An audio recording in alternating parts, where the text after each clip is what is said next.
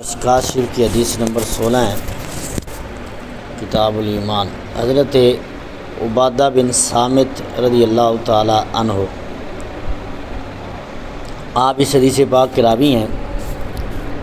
آپ فرماتے ہیں کہ رسول اللہ صلی اللہ تعالی علیہ وسلم نے فرمایا، جب حضور نے فرمایا وَحَوْلَهُ عِصَابَةٌ مِّنْ أَصْحَابِهِ، اصابہ معنی جماعت ہے، ہاں جی، کہتے ہیں کہ صحابہ کرام علیہم رضوان کی ایک جماعت اس وقت حضور کے ارد گرد، حول تو میں نے ہوتا ہے ارد گرد، دائرہ بنا کر یعنی حضور کے پاس صحابہ کرام بیٹھے ہوئے تھے۔ مسئلہ سمجھ آ گیا؟ اچھا، تو حضور علیہ السلام نے فرمایا بایعونی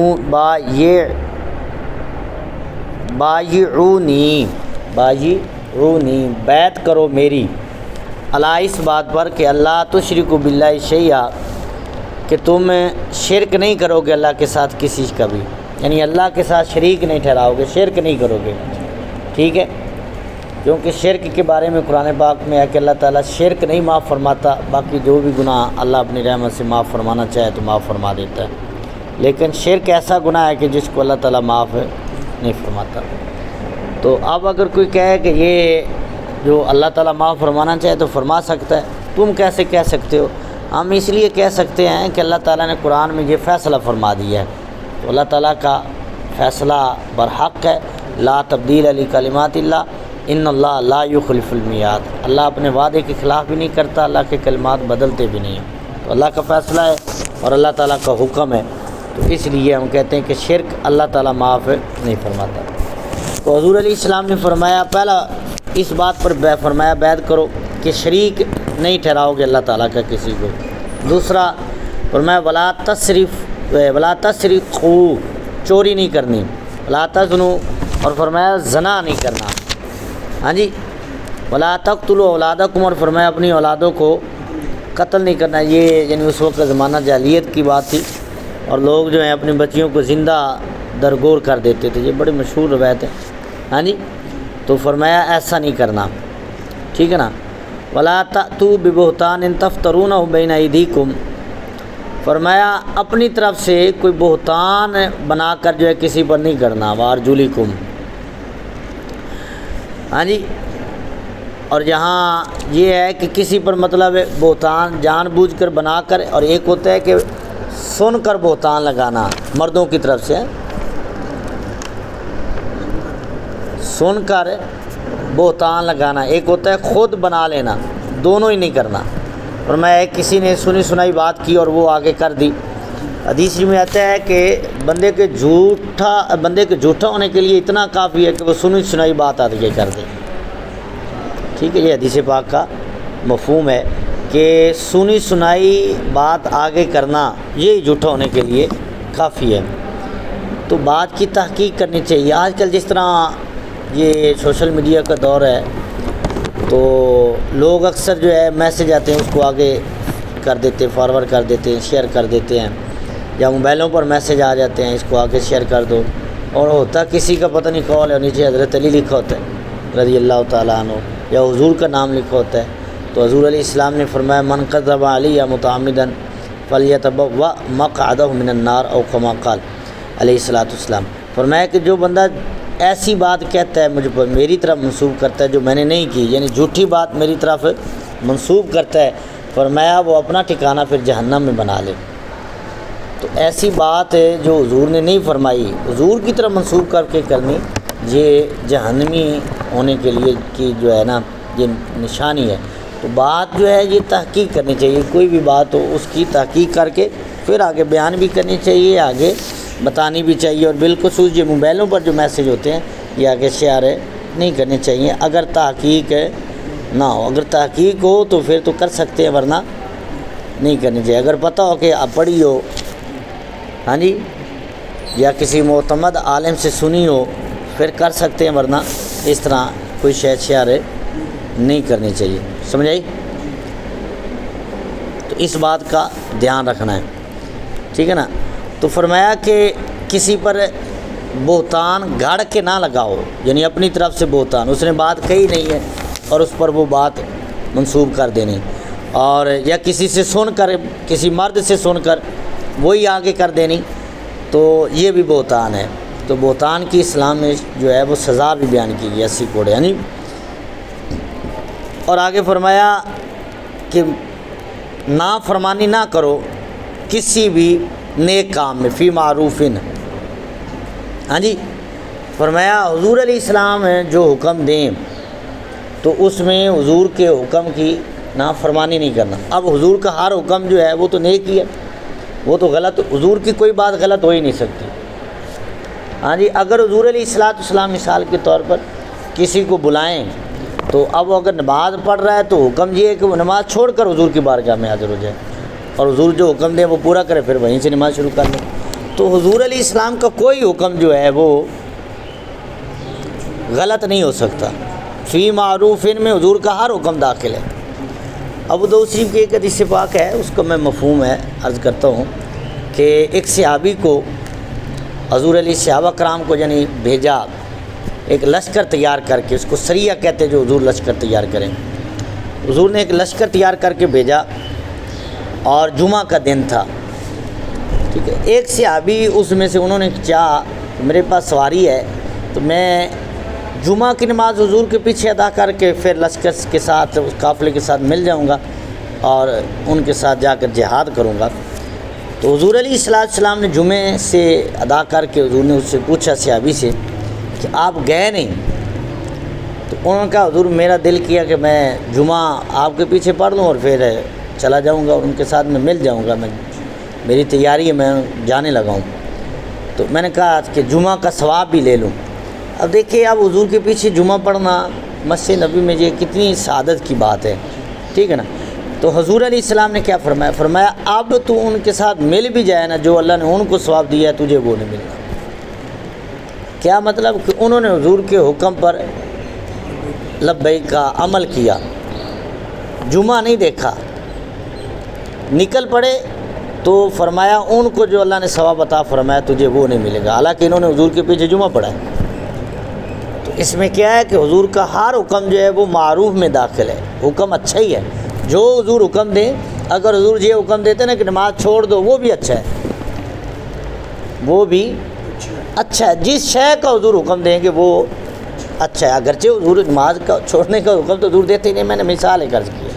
ہاں جی ٹھیک ہے نا، حضور جو حکم ہے، جس طرح کہ ابو داؤد شریف کی حدیث پاک ہے، ایک شخص حضور کی بارگاہ میں حاضر ہوا، بدوی شخص تھا، حاضر ہوا تو اس نے کہا جی حضور نے اسلام پیش کیا، اس نے کہا جی میں قبول کر لیتا ہوں، میں نمازیں 5 نہیں پڑھ سکتا، میں 2 نمازیں پڑھوں گا۔ حضور نے فرمایا تو 2 ہی پڑھ لے۔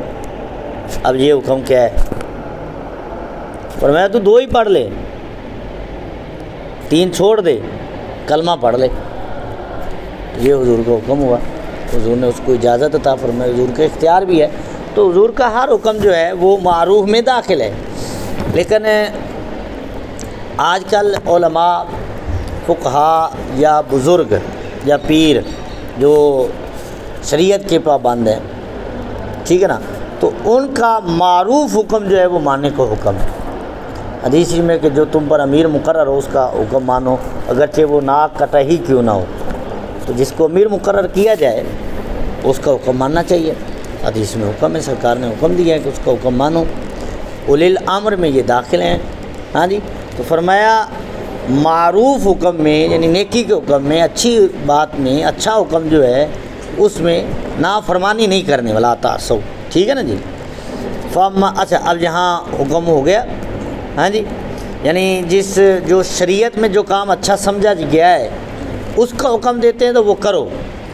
جس طرح کہ حدیث میں ہے کہ ماں باپ اگر نیکی کا حکم دیتے ہیں تو پھر فرما برداری لازمی ہے، اگر برائی کا حکم دیتے ہیں تو پھر ان کی فرما برداری لازمی نہیں ہے۔ اگر ماں باپ کہتے ہیں شراب پیو تو کیا حکم ہے؟ پیے، کیونکہ وہ نیکی کا حکم نہیں ہے۔ چوری کرنے کا ماں باپ کہتے ہیں تو بڑا چوری ایسے کام کا کہتا ہے جو شریعت میں کبھی جانا جاتا ہے، تو اس میں فرما برداری کا نہیں حکم ہے، ٹھیک ہے جی، وہاں نافرمانی کرے گا، ٹھیک ہے۔ یہاں تک ہو گیا حضور نے جو حکم فرمایا۔ پھر آگے حضور نے فرمایا فمن وفا منکم فاجرہ علی اللہ، فرمایا جو یہ پورا کرے گا، یہ وفا یعنی وعدہ وفا کرے گا، حکم پورا کرے گا جو حکم حضور نے عطا فرمائے ہیں، فرمایا اس کا اجر اللہ تعالیٰ عطا فرمائے گا اس کو۔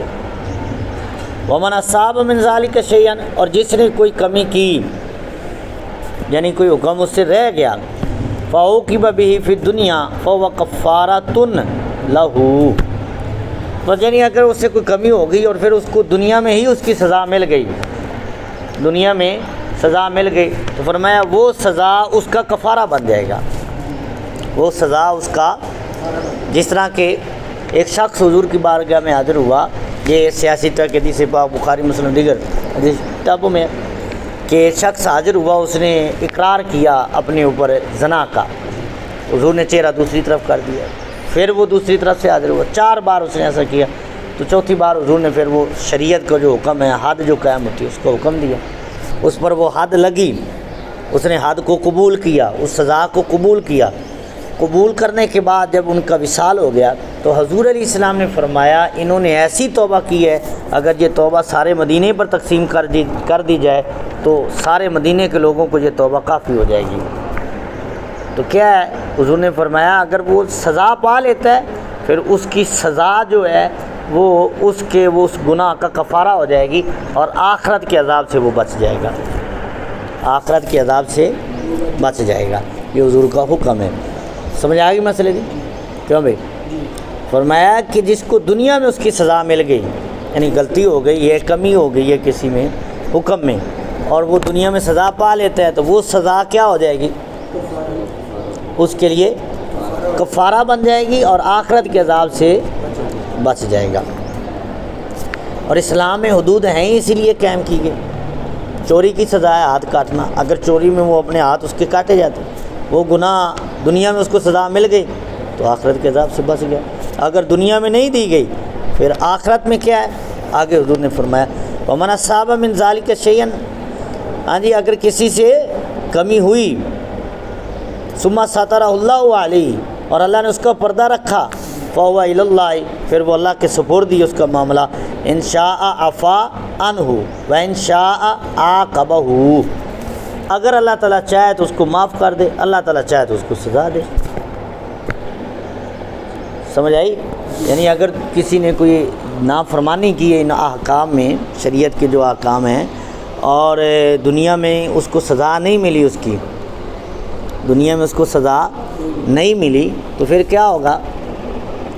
پھر قیامت کے اللہ تعالیٰ نے پردہ رکھ لیا ہے، تو پھر قیامت کے دن اللہ تعالیٰ کے رضا پر ہوگا، اللہ تعالیٰ چاہے تو معاف فرمائے، یغفر لمن یشاء و یعذب من یشاء، اللہ جسے چاہے معاف فرمائے، اگر اللہ جسے چاہے عذاب دے، سزا دے، تو پھر وہ اللہ تعالیٰ اپنی رضا سے اس کو معاف فرمائے گا یا اللہ تعالیٰ اس کو عذاب دے گا۔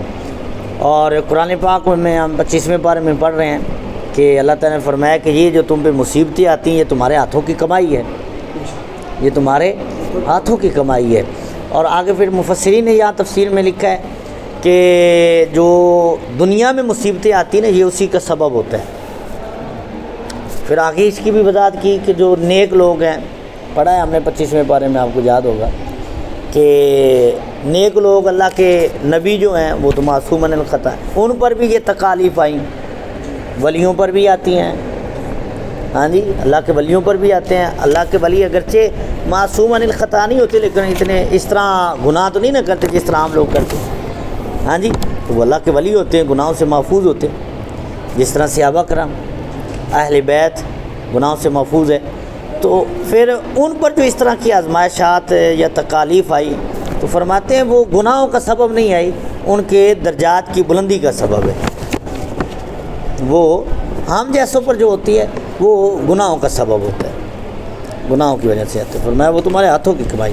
اچھا، اب صحابی کیا کہتے ہیں؟ حضرت عبادہ بن صامت رضی اللہ تعالیٰ عنہ فرماتے فبایعناہ علی ذالک، ہم نے حضور پر بیعت کر لی، حضور کے ہاتھ پر اس بات پر بیعت کر لی۔ تو پتہ چلا بیعت کرنا یہ صحابہ کرام کی سنت ہے اور بیعت لینا حضور کی سنت ہے۔ اور لیکن بیعت لینی کس بات پہ ہے؟ کہ شریعت کی خلاف ورزی نہیں کرنی، اور مرید نے بیعت کس بات پہ کرنی ہے کہ میں پیر کی آیات پر بیعت کر رہا ہوں، کہ مجھے شریعت کا جو حکم بتائیں گے میں اس پر عمل کروں گا۔